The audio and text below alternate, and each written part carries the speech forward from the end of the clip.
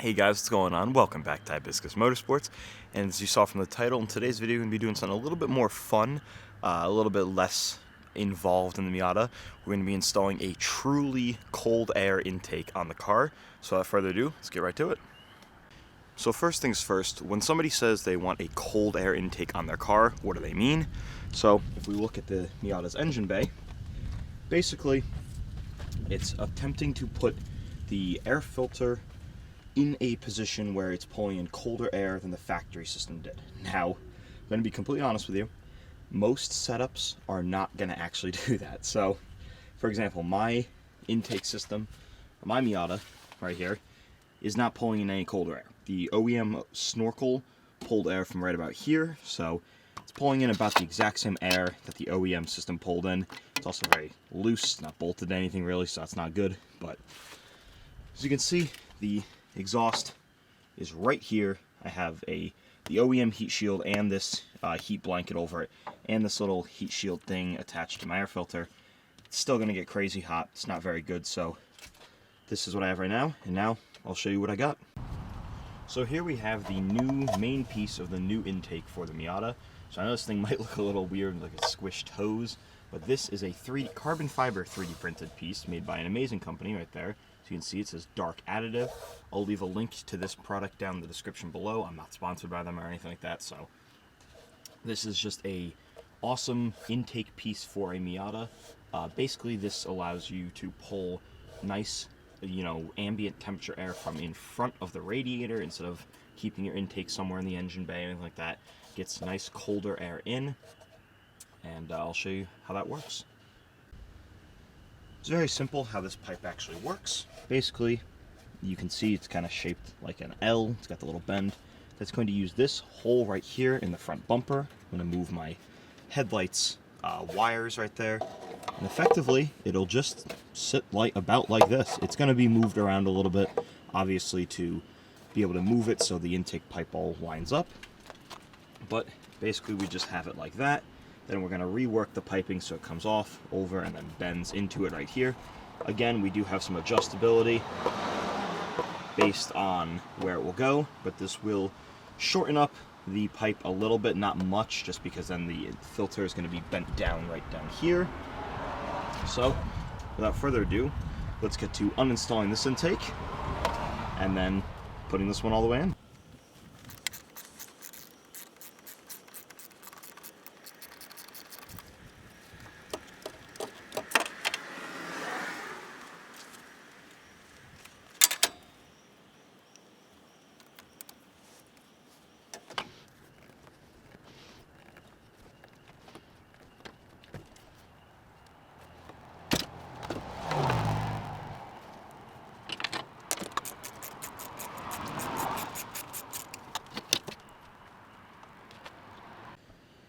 Now, for anyone who might not know, you probably saw in the last clip, this little piece right here, if you're wondering what this is a joint for my idle air control valve. Now, if you don't know how installing an aftermarket intake system works, is on a car like a Miata, you see this little tube right here. That is the idle air control valve. So, basically what this is this sucks in air from the intake, bypassing the actual main throttle body, allowing air to then flow into the manifold and into the engine. This obviously is used for when your car's idling, hence why there is a little servo right here that opens and closes it. It's a little hard to see, but effectively, if you don't have this, if you try to delete the system in general on a stock ECU, it's not going to work. I know you can kind of mess with a couple different screws on stuff to get the idle to idle differently, but it's not worth it. Just if you're going to do an aftermarket intake, especially if you're DIYing it like I do, definitely make sure you have a spot for this. I just use the OEM hose and just put in what's from the company that I order my intake parts from. They sell these little ports. The company I go through is called siliconeintakes.com. They have good prices on a lot of different stuff. Again, not sponsored, but just to help you guys out for, if you're looking for a company. They sell these little ports. I think they're like between $15 to $25, something like that. But it allows you to actually just thread it in something, makes it look nice and clean, and still be able to have your car idle like it should from factory. So because how my new intake system is going to work, I had to get some new tubes. So on a Miata, the throttle body works for a 2.5-inch silicone coupler, and the MAF on a 1.8 Miata, like this one is 2.75. So here I have a 2.5 to 2.75 90-degree bend. This is going to go on the throttle body, just like so.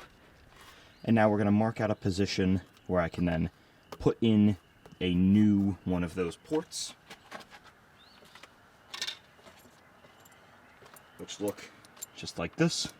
For anyone who's wondering, this is the piece that goes inside of the silicone actual pipe, and then you just have the rest of it assembles over top of it and would stick out just like that.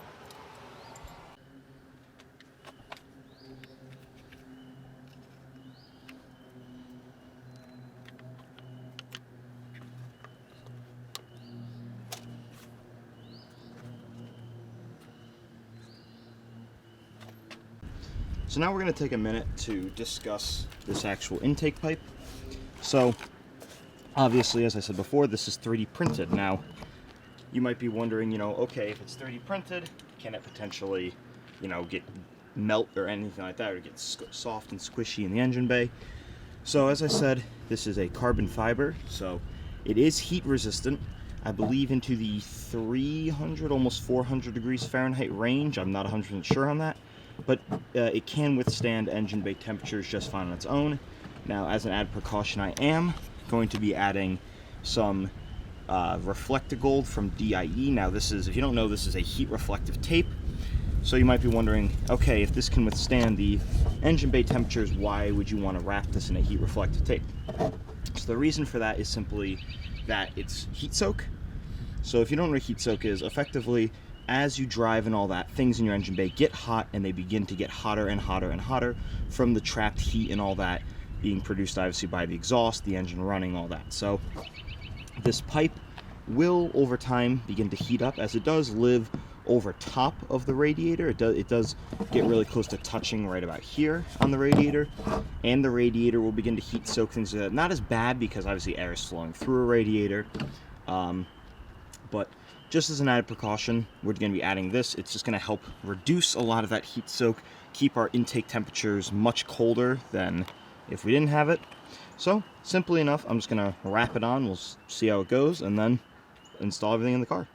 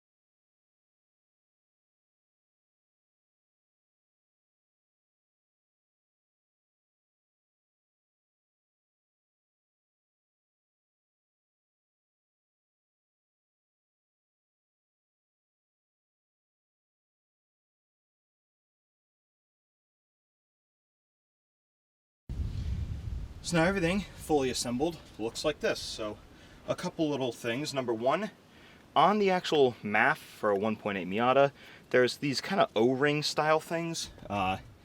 If you're gonna do this, they don't fit with, they're probably more designed for like a 3-inch diameter. But so 2.5 or 2 3/4, geez, doesn't work. So I did a 2.5 60-degree for my last intake. That's why this one's black versus blue. And then it just goes down into this, and then the air filter sits underneath it. I'll show the air filter in a little bit. I did have to use a smaller one than what I've normally been using, just because it needs to fit between the bumper and the front bumper and all that. So overall though, it looks pretty good. A couple things that you will need if you plan on doing this on your own car is a MAF harness jumper like this. It's just literally an adapter, has the plug on each side, just goes across just because the OEM wire won't reach that far, and then the actual hood prop will no longer close over top of this. So every time you close the hood, this has to come out. It's just kind of a little latch right here, this plastic piece right here, that will come out, and it just slides out. You can just pop it right back in. It's easy. It's a little bit of an annoyance, but whatever. I'm probably going to do the kind of strut style ones on the sides anyway in the future. But yeah, so let me show the actual air filter. We'll talk a little bit more about why this is, again, a superior intake system, and go from there. Alright, so I just realized that you really can't see it on my car. The air filter I have is from Flying Miata. It's their oval style one for their turbo kits. I got that one a while ago because I thought I was having issues with my first intake. I thought the filter was too big. I realized it was just the actual hose clamps were hitting the hood. But basically, again, it's going to be hard to see, but it lives right up in here. My hand is touching it right there. You can't see it, but it's right here. It fits in there nicely, so if you're going to do this, that is a good air filter. It is a little small, in my opinion. Oh, I got my keys. I think I'm going to get a slightly longer one, but here's the heat-wrapped piece. Like I said, it does kind of sit on the radiator right there, so that's another reason why I wanted to put the reflective tape on it. But yeah, so that's, again, the intake. Alrighty, so now we're at the little kind of let's talk table right now. This is not going to be obviously a let's talk video. I'll probably make a let's talk video on intakes in the future, just so we can kind of deep dive them a little bit more. This is going to just be a simple little thing about why I went with this intake system versus the past 3 intake systems I've had in the car. So first one was the stock intake. Never did any track days with it. I didn't really know too much about the car at the time. I didn't really know how intakes worked, so I just wanted to make a cold air intake.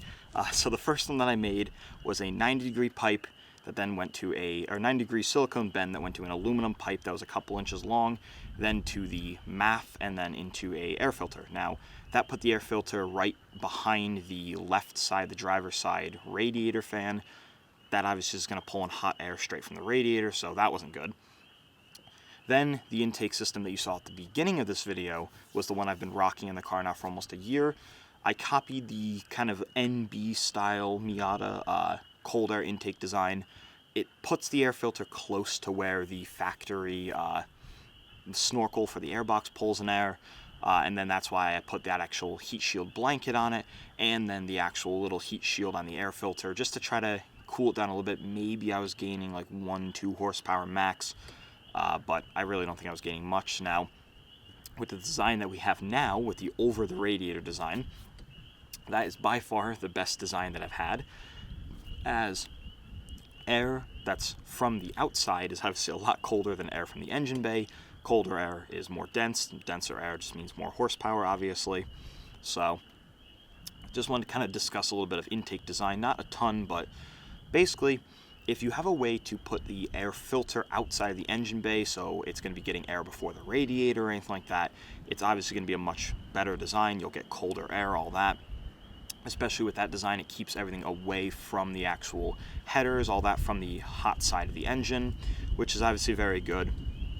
Now again, thank you very much to Dark Additives for 3D printing those pieces. I obviously did not 3D print it, I didn't design it, anything like that, so I'm not taking credit for that, nor am I sponsored by Dark Additives. I just wanted to say that I haven't seen anybody 3D print these pieces yet. Now there is a couple companies I've seen who 3D print it and sell the silicone hoses for the full intake system, so if that's something that interests you, obviously you can go that route. But I've had a lot of these silicone pipes lying around, and I had the hose clamps and all that, so it was just cheaper for me to buy the piece from Dark Additives and just go from there. So that's really, the main reason as to why. It's a better intake system. Now, there are other dyno-proven Miata intakes. Actually, I forgot to mention, this is a dyno-proven intake. I have seen YouTube videos of, people like to say and show in their charts anywhere between like 3 to 10 horsepower. I'm not too sure. I just know that it does improve the actual airflow and gain you power, which is obviously good. Now, there are a couple other ones you can use. There's one called the Randall style, where you have to cut a little hole in your firewall and kind of put like a tapered cone in there.